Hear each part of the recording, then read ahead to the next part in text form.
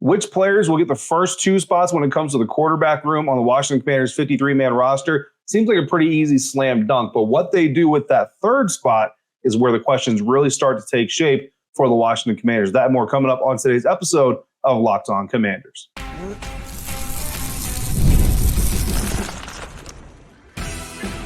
You are Locked On Commanders, your daily podcast on the Washington Commanders.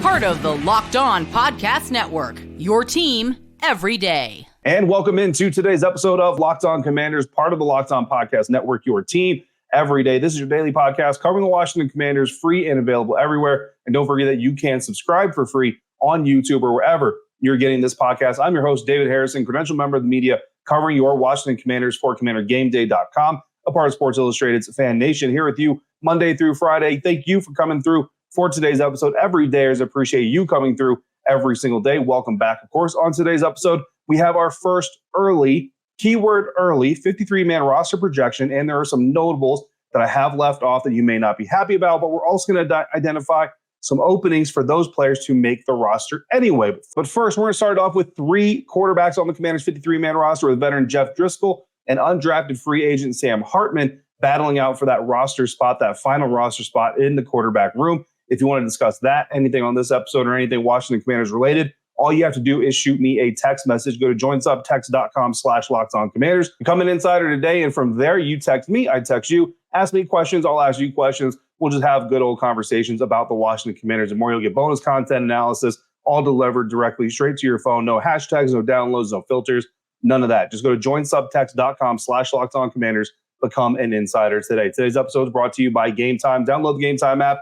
Create your account, use the promo code LOCKEDONNFL, and you will get $20 off your first purchase.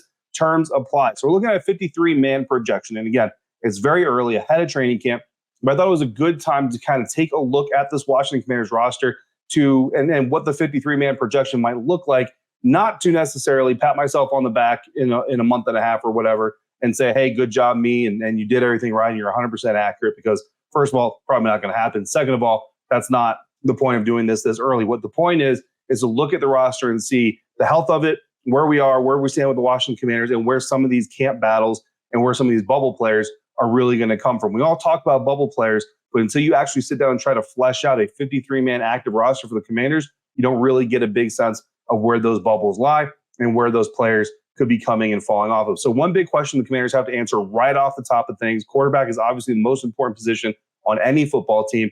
They've got to answer, how many quarterbacks are they going to carry, right? So for the quarterback room, the first two guys are booked in, right? Jayden Daniels, Marcus Mariota, obviously making this roster. Neither of them is going to be coming off the roster. No practice squad projections, no releases, no trades, none of those things. But the question is it veteran Jeff Driscoll who joins those two as the third quarterback, or is it the rookie undrafted free agent out of Notre Dame who does it? And I think when you look at the third quarterback rule, you also have to ask the question is, do the Washington Commanders want to take advantage of that rule? So third quarterback rule, in case you need a little bit of a refresher, the Washington Commanders are allowed to identify a third quarterback who is inactive on game days, but will still suit up and is basically the emergency quarterback. So if the starter goes down and the backup has to come in, so in this case, if Jayden Daniels goes down, knock on wood, it doesn't happen. But if he goes down, Marcus Mariota comes into the game, you can then deactivate Jayden Daniels, activate that third quarterback, and now you have a backup quarterback again, instead of having to have just the two active quarterbacks and then maybe, I don't know, a running back or a wide receiver like Luke McCaffrey in there taking quarterback snaps. So the bug on that, though, is he has to be on the 53-man active roster. So a guy like Sam Hartman wouldn't be on the game day active. So you could be a game day inactive on the active roster, though overall still dress and potentially be that savior. And I think when you look at a young quarterback like Jayden Daniels, you want to have that safety net, because you don't want to be put in the position where you have to make decisions on a player's health based off of need. And I kind of call it desperation. I don't want to go completely that direction, but I think you get the idea, right? So if Jayden Daniels has a health scare, has an injury scare, or just tweaked something but doesn't completely injure it or something like that, you want to be able to have the option to say, hey, look, let's be smart here. Let's shut it down. Let's just call it a day. We have another quarterback to bring in. So let's put Marcus in. And if something happens to him, we still have another guy. And I think when you look at it, and then you combine the putting a guy on practice squad, right? Sam Hartman was a quarterback that, no, he didn't get drafted, but his phone was certainly active after the NFL draft. There were certainly plenty of teams calling to potentially sign him as an undrafted free agent. He chose to come to Washington. He and Jayden Daniels appear to be very good friends on the practice field and on social media. Sam recently tweeting some photos or Instagramming some photos of him with a Jayden Daniels jersey. Very, very funny stuff. So I don't feel 100% confident. You put Sam Hartman on the practice squad, but he's not going to get poached at some point in time. Might not be right away, but at some point in time, a team's going to come offering him an active roster spot, and it'll be really hard to blame Sam Hartman for not taking advantage of that opportunity. So you have that to consider as well. So for the quarterback position, you have those situations. I think you carry a third quarterback, and for me, it's Jayden Daniels, Marcus Mariota, and Sam Hartman. When you look at practice during the mini camp portions and the OTAs and all that things, it's not that Jeff Driscoll is doing anything necessarily to make himself look bad or not make himself look worthy. He certainly looks like an NFL quarterback. I just think Sam Hartman actually looks maybe, I would say, more advanced. And again, it's a big grain of salt thing to talk about because we're not talking live pass rush. We're not talking live hits. We're not talking pads, right? So again, for the context of what we're looking at, he looked better than I've seen other undrafted free agent quarterbacks look. So just take that compliment in the framework that it is. And I don't feel confident that if you put Sam Hartman on the practice squad, like I said, he doesn't get poached by someone. So I'm carrying three quarterbacks in, Jayden, Marcus, and Sam. So we already got three spots on our 53-man roster knocked off. Let's move to the running back position. I think Brian Robinson Jr.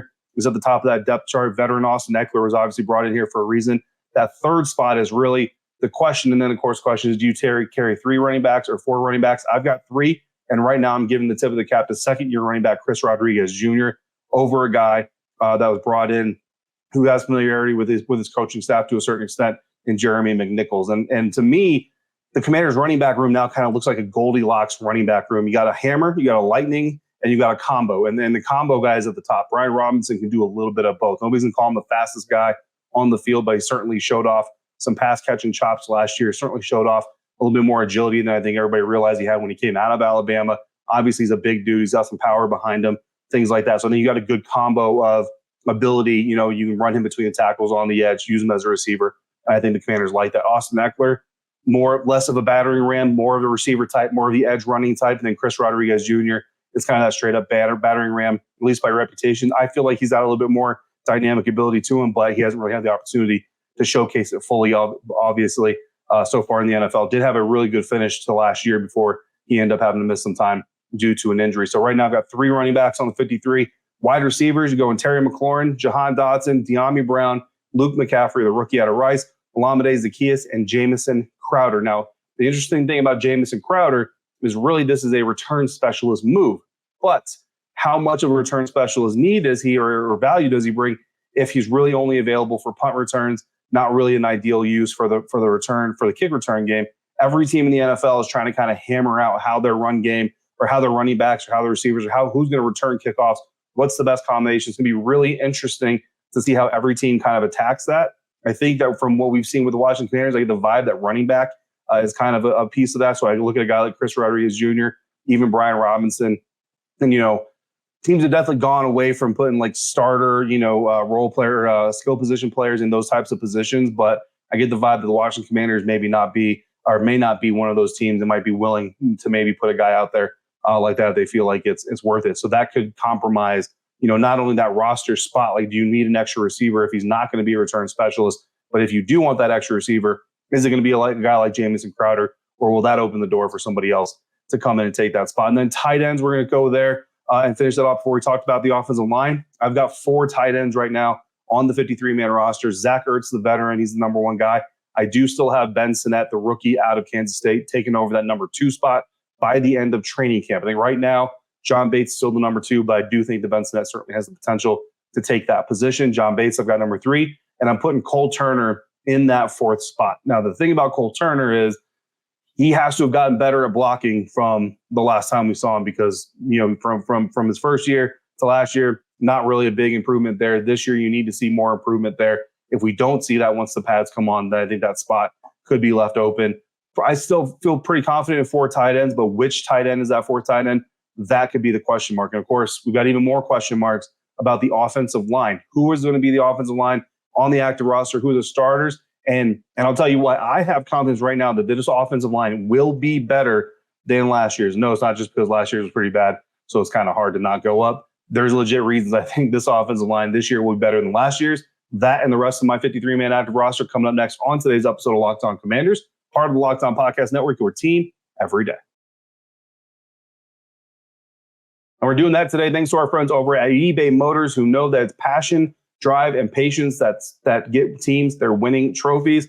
And they also know that those three things get you what you need to keep your ride or die vehicle alive. Today's episode, again, brought to you by eBay Motors, who has everything you need to maintain your vehicle and even level it up to peak performance. Whether you're looking for superchargers, roof racks, exhaust kits, LED headlights, and more, whether you're looking for speed, power, or style for your vehicle, whatever it is, eBay Motors has got you covered. With over 122 million parts for your number one ride or die, you're always going to find exactly what you're looking for. And with eBay's guaranteed fit, your part is guaranteed to fit your ride every time, or you get your money back.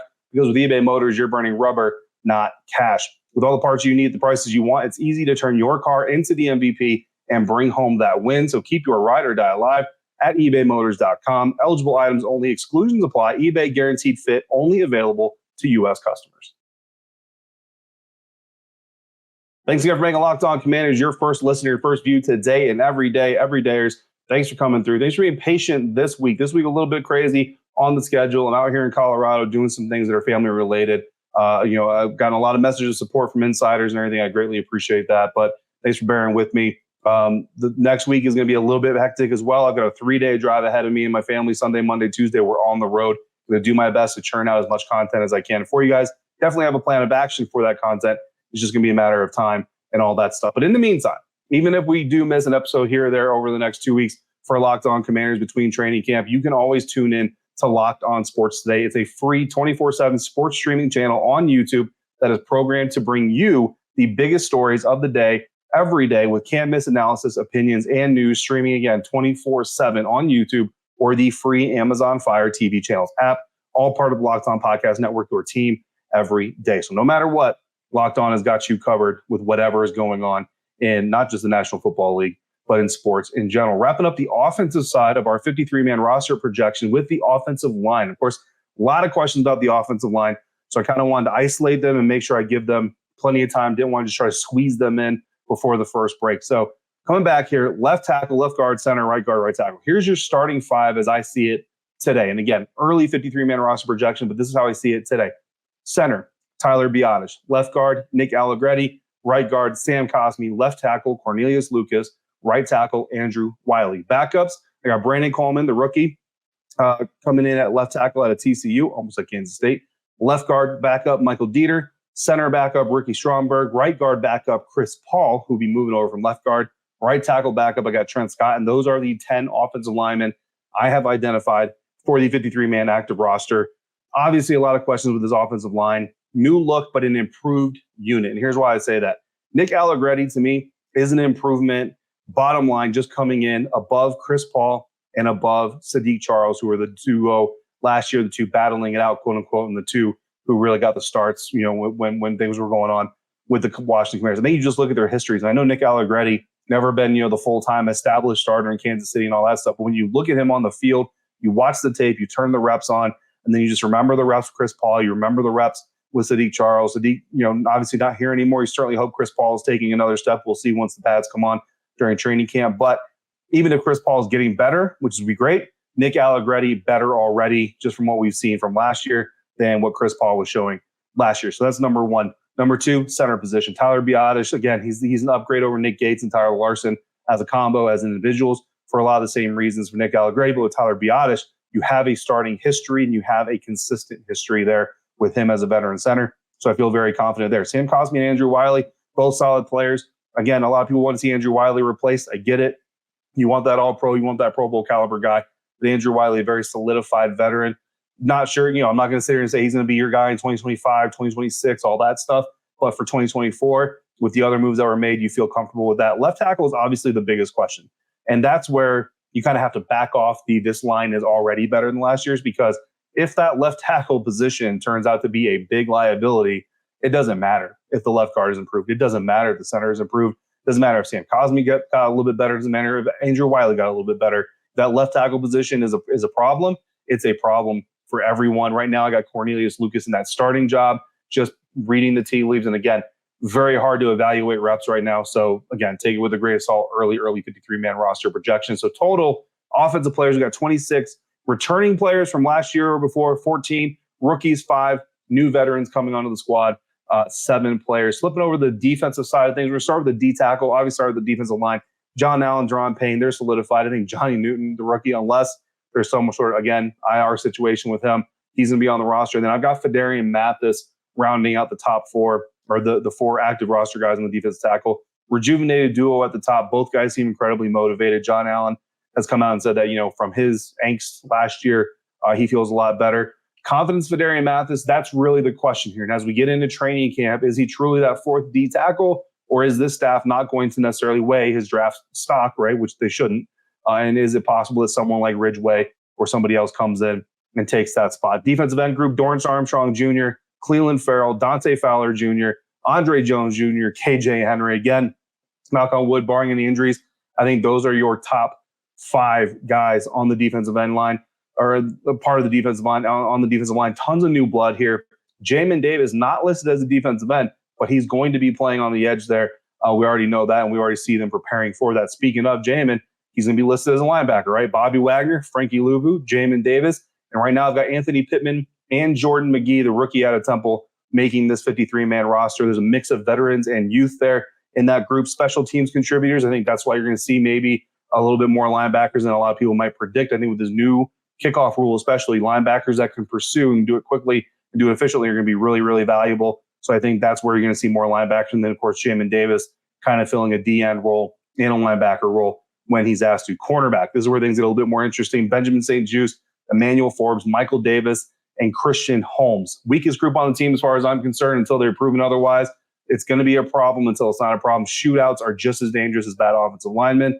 So you definitely want to see that unit look good once the real competition starts. So we'll see how that unfolds. Right now, I do give Emmanuel Forbes that till, and look, every day, as I know, I go back and forth. One episode, I'll be like, I think Michael Davis has it. One episode, I'll go Emmanuel Forbes. Sam Fortier, the Washington Post, came in and said he thinks that Michael Davis has the inside track. I know a lot of other beat reporters have Michael Davis with the inside track, but I really do kind of like what this system, this scheme, this style of play offers Emmanuel Forbes. So I'm going to kind of keep him there until I really have a strong gut feeling that he's not. So that's my promise to you. At least I hope I can keep that promise, that until I have like training camp, true competition, evidence, we're going to stick Emmanuel Forbes right there in that starting spot right now. Nickel cornerback, obviously Mike Sanders still, the rookie out of Michigan. A lot of weight on Sanders' shoulders, because if he falters as a nickel corner, that failure takes away from the safety group, because if you're Quan Martin's probably going to have to duck down there, and it just kind of starts to move pieces around that you don't necessarily want to move them around. And speaking of Quan, free safeties, Quan Martin and Derek Forrest, I think confidence is growing in that group just in general. Strong safeties, Jeremy Chin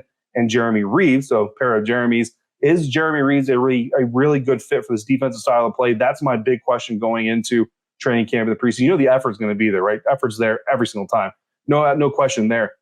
But can he just make the plays and play the roles that this defense is going to ask him to? So that's a total of 23 players, 12 returning, 3 rookies, 8 veterans. Special teams, I think that's easy right now. Kicker Ramiz Ahmed. Obviously, we've seen limited competition for him since he came in. Punter Tressway, long snapper Tyler Otts. Kicker questions, of course, that's always going to be a big problem. So you want to see those solved. 28 out of 32 NFL teams, in my opinion, have kicker questions every single offseason. So that's just kind of a thing in the NFL. 3 total players, 1 returning, 2 new veterans, no rookies. That gives us a total of 52 players. Returning players, 27, 8 rookies, 17 new veterans. And that's right, that's 52 players. So there are some notable names that I've left off the active roster so far who will all be fighting for that final roster spot, or one that I've already given to somebody else. That's coming up next on today's episode of Locked On Commanders, part of the Locked On Podcast Network, your team every day. And today's episode of Locked On Commanders is brought to you by FanDuel. I love sports. I love them so much. I never want them to stop. But as the playoffs wind down in the NBA and the NHL, we might have NBA drafts, might have NHL drafts, but we have fewer and fewer games. And the bottom line is the sports just aren't sporting the way that I want them to. But FanDuel lets me keep the sports going whenever I need it. Whenever I need more competition or a little bit of extra competition, I can go to FanDuel and I can open up the app and I can dream up the bets anytime that I just need to get in there and compete. And this summer, FanDuel is not only letting me do that, but they're hooking me up, and they're hooking all of us up with boosts or bonuses every single day. That's right. There's something for everyone every day, all summer long. Earlier this week, for example, there was a day where there's a 105% boost on a qualifying player comp or parlay bet. So that was a fun way to get in on the action Major League Baseball one night this week. So head over to FanDuel.com/lockedon, see what the latest boosts or the latest bonuses are, and start making the most out of your summer with FanDuel, official sports betting partner of Major League Baseball. Wrapping up today's episode of Locked On Commanders, an early 53-man projection here ahead of training camp, and we're going to set this up and moving forward here on Locked On Commanders. We're going to take some episodes and we're going to dive into these position groups a little bit deeper, go over some of the observations from mandatory minicamp, OTAs, all that stuff, the health of the position group, and if we need to, see if where some offseason moves or some remaining offseason moves could be made, maybe some trades, some player cuts from other teams, and all these other things remaining for agents. But for now, we have one more roster spot to hammer out. We've got 52 players already on the roster, but that means we've also got some players off of this roster, some notable names not on the roster right now that have either been established before or are very popular right now. One of them, wide receiver Marcus Rosemy-Jacksaint, the undrafted free agent rookie out of Georgia. He's certainly got a cult following. He's certainly made some good plays during OTAs, during the mandatory minicamp. Certainly could see him competing. And specifically, there's a possibility that with him, let's say Jamison Crowder is not available, or let's say Olamide Zaccheaus doesn't necessarily step up to the plate during the training camp and the preseason opportunities and all that stuff. Marcus Rosemy-Jacksaint is a guy who could potentially step in and take advantage of one of those situations. Offensive lineman Braden Daniels, I already know that there are a lot of Commanders fans out there that are not going to be happy that I've left his name off this list so far. Tight end Armani Rogers is certainly one, and running back Jeremy McNichols, who has a history with Anthony Lynn. Possible openings, look, if they don't make that third quarterback decision like I did with Sam Hartman, obviously that opens up another possibility for another offensive player or defensive player, but that opens up a potential roster spot. Tight end Cole Turner. While right now I feel fairly confident in my 4 tight end projection, if Cole Turner doesn't show that improved blocking ability, that opens the door for a guy like Armani Rogers to come in and say, hey, look, I'm going to show that off. Or never sleep on some undrafted guys like Colson Yankoff, things like that. And then wide receivers, Olamide Zaccheaus, Jamison Crowder, again, based on performance, based on potential production, and also based on special teams usage due to the new rule changes. One or both those guys could find themselves on the outside looking in, and could open the door for any of these other guys to fill that spot. On top of the fact, like I said, we've left a spot open. Defensive notable absences. Defensive tackle John Ridgeway, we already kind of talked about him just a little while ago. Defensive end F.A. Obata. Defensive end Javonte Jean-Baptiste, 7th-round pick from this year. Cornerback Chigozie Anuzium, very popular undrafted free agent out of Colorado State. Free safety Percy Butler, and cornerback Noah Igbenogany, who came over from the Dallas Cowboys, along with some other players. Possible openings, obviously, again, we still have that 53rd roster spot, so one of these guys could slide in there. The defense has fewer players in the offense. That doesn't necessarily matter if you feel like you have a good stock of talent on either side, but potentially you could just add another guy in there. Maybe we add John Ridgeway. I feel like we have a good amount of edge rushers, especially with Jamin Davis, but still, if they like F.A. Obata enough, maybe they want to get deeper in corner, get deeper in the secondary with a guy like Percy Butler. Opens up a lot of opportunities, but also linebacker position. Maybe I went too deep in linebacker position. Maybe they decide to trim that, and maybe Anthony Pittman or Jordan McGee are left off the active roster. That opens up another spot for one of these guys. Fedarian Mathis, we talked about him, right? How high is that confidence in? This coaching staff did not bring him in. This coaching staff has not been coaching him. Ryan Kerrigan obviously has been around for a year, but Fedarian Mathis, how much stock does he really have? Can he stay healthy? Can he show enough in the preseason and training camp to earn that 4th spot that I have right now, or potentially create an opening or be that 5th defensive tackle if he does make it anyway? Defensive ends, Andre Jones Jr., KJ Henry. You're always a little bit wary of late round picks that were not selected by the current staff. Both of those guys fit into that category. And then Christian Holmes, a cornerback. Right now, he's the guy I've got penciled in there, but certainly could see another player make a push for that position. There's other cornerbacks I didn't even mention here necessarily in the notables left off.